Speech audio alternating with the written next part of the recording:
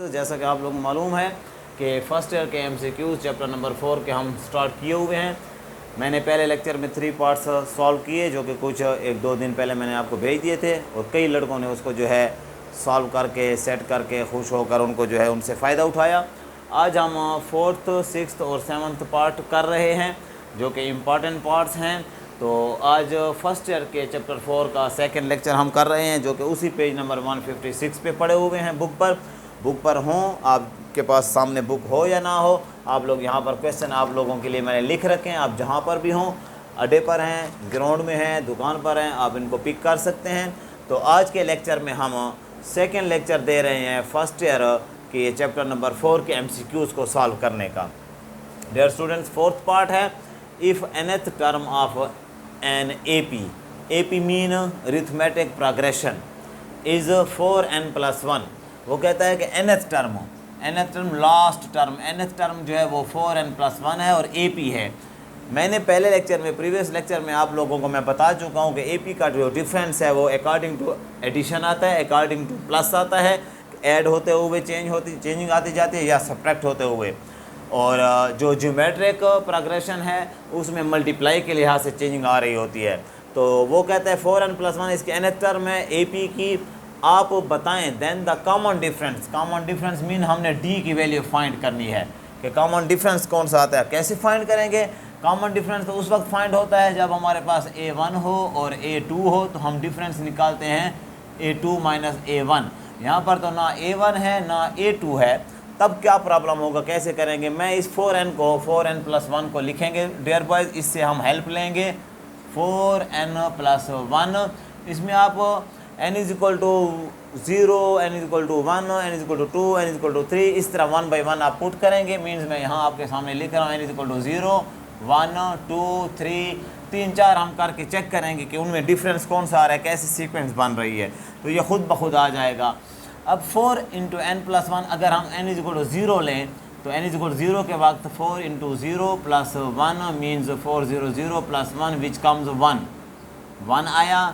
n = 1 के लिए ये हुआ, n = 0 के लिए, n = 1 के लिए इसी में आप n की जगह पर जब 1 पुट करेंगे +1 = 4 + 1 मीन्स 5 आया।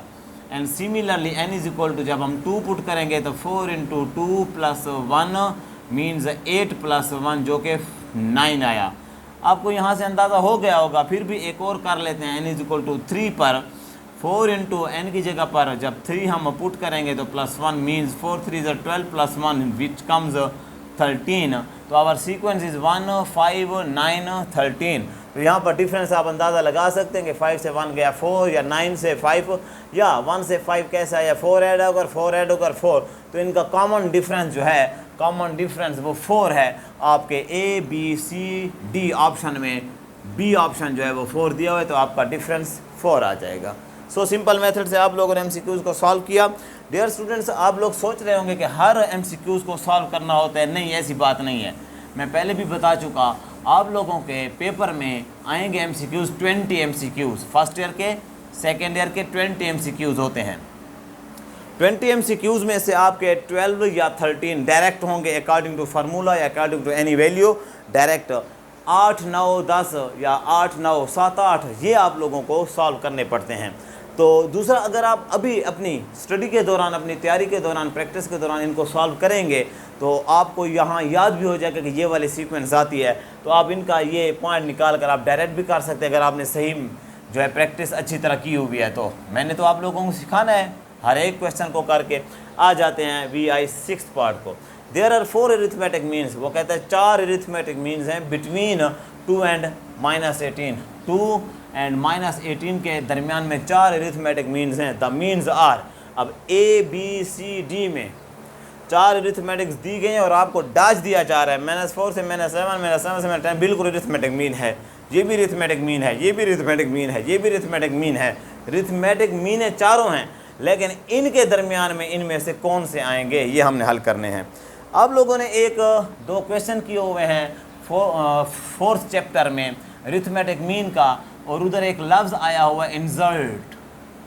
इंसल्ट का मतलब इंसल्ट 4 अरिथमेटिक मीन्स या 3 arithmetic means between 2 and -18 3 and 71। ऐसे ही आपके 2-3 क्वेश्चन हैं, तो ये उसी तरह है। स्टार्ट करता हूँ इसका बेहतरीन सा सोल्यूशन। 2 हम इसके दरमियान में लेट करेंगे A1, A2, A3, A4। ये 4 अरिथमेटिक मीन्स हमने इनके दरमियान में लेट किया और -18 आपका आ गया लास्ट पे। तो डियर स्टूडेंट्स, उसके बाद आप लोगों को नज़र आ रहा है अरिथमेटिक मीन बन गई। तो A1 इज इक्वल टू यही 2, AN इज इक्वल टू -18 और N इज इक्वल टू 1 2 3 4 5 6 6, 2 वो हो गए, 4 ये हो गए, N इज इक्वल टू 6।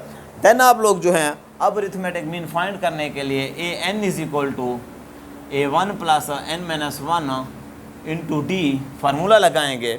और ये फार्मूला लगाने के लिए आप लोग A1 is equal to AN is equal to A1 plus N-1 into D। AN की वैल्यू आपके पास है डियर स्टूडेंट्स -18, A1 की वैल्यू भी 2 है, प्लस N का पता नहीं है, हाँ है, N का पता भी हमें कि N इज इक्वल टू 6 है, 6 - 1 इंटू D। डिफरेंस आ जाएगा, डिफरेंस हम D फाइंड करना है।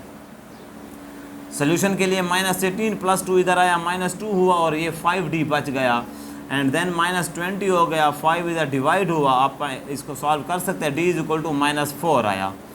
Dear students, D is equal to -4 आ गया। अब ये -4 आप इस 2 में करेंगे, 2 - 4 तो ये -2 आएगा, फिर -2 - 4 तो -6 आएगा, और फिर -6 - 4 तो -10 आएगा, एंड सिमिलरली -10 - 4 तो -14 आएगा।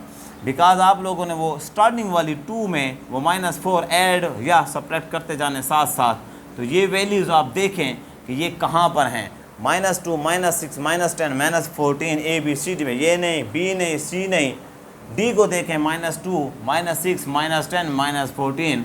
ये आप लोगों ने ढूंढ लिया, सॉल्व कर लिया और यही करेक्ट आंसर है। And now last one. हालांकि कुछ लड़कों को ये डायरेक्ट आता भी होगा, जो लास्ट पार्ट मैं पढ़ता हूँ। जी डियर स्टूडेंट्स, कहता है इफ़ AGH अरिथमेटिक, आगे कहता भी है are arithmetic mean AGH, are arithmetic mean, A arithmetic mean है, G ज्योमेट्रिक मीन है और H हार्मोनिक मीन है एब्रीविएशन में, डिनोशन में या सिंबल में। ऑफ एनी 2 पॉजिटिव नंबर्स, किसी 2 नंबर्स के दरमियान में, A और B के दरमियान में AM, GM, HM आपस में अरिथमेटिक, ज्योमेट्रिक और हार्मोनिक मीन्स हैं। Then find the relation between AGH, तो AGH के दरमियान में, AG ये एंड की अलामत है, एंड H के दरमियान में रिलेशन, वो कहता है ये रिलेशन है या ये रिलेशन है या ये C या D। मैं आपको पहले सेलेक्ट को कर दूं क्योंकि फार्मूलों में है, B is equal to G² is equal to AH। Answer यही ठीक है, फार्मूला है। बट आप कहेंगे कि कैसे? Arithmetic mean A plus B over 2 है, geometric mean square root AB है, ये फार्मूले हैं मीन्स के, और हार्मोनिक मीन वो है 2AB over A plus B। अब अगर हम G का स्क्वायर ले लें तो ये स्क्वायर रूट कट जाएगा, तो आपका स्क्वायर की वजह से AB बच जाएगा। अब A और H को मल्टीप्लाई करें तो A की वैल्यू है A plus B over 2 multiply 2AB over A plus B, किसकी? H की वैल्यू, H का फार्मूला A प्लस B और 2 से 2 कैंसर, ये भी बच गया AB, ये भी AB आ गया, G² भी AB आ गया। It means G² is equal to AH, geometric mean का square is equal to arithmetic mean और मल्टीप्लाई बाय हार्मोनिक मीन। तो डियर स्टूडेंट्स, ये हुआ आप लोगों का second lecture of the chapter 4 of first year mathematics के MCQs का। इसके बाद मैं चैप्टर नंबर 6 स्टार्ट कर रहा हूँ, बिकॉज 6 इज़ वेरी इंपॉर्टेंट। उसके अंदर जो है कम्बिनेशन परमुटेशन बड़े प्यारे सवाल आ रहे हैं। तो नेक्स्ट लेक्चर में 6 और 7, 10 और 11 चैप्टर के MCQs सॉल्व करने के बाद आपका ये चैप्टर तकरीबन आपका कोर्स MCQs का पोर्शन बेहतरीन सा हो जाएगा। और सेकेंड ईयर की भी हम जो है कंबाइन बना रहे हैं, तो मेरे वीडियोस को देखते जाएं और ज़्यादा से ज़्यादा अपने स्टूडेंट्स को, क्योंकि अभी स्टूडेंट्स बहुत कम व्यू कर रहे हैं, फ़ायदा कम को पहुंच रहा है, इसलिए इस गर्मी में आप घरों में बैठे हैं तो घरों में आराम से आप लोग अपना जो इन्हीं को पिक करके पक्के नंबर ले सकते हैं। सो सब्सक्राइब माई चैनल जिन्होंने अभी तक सब्सक्राइब नहीं किया है, और मेरे जो इसको लिंक को शेयर करें दूसरों के साथ ताकि ज़्यादा से ज़्यादा स्टूडेंट फ़ायदा उठा सकें। अस्सलाम वालेकुम व रहमतुल्लाह।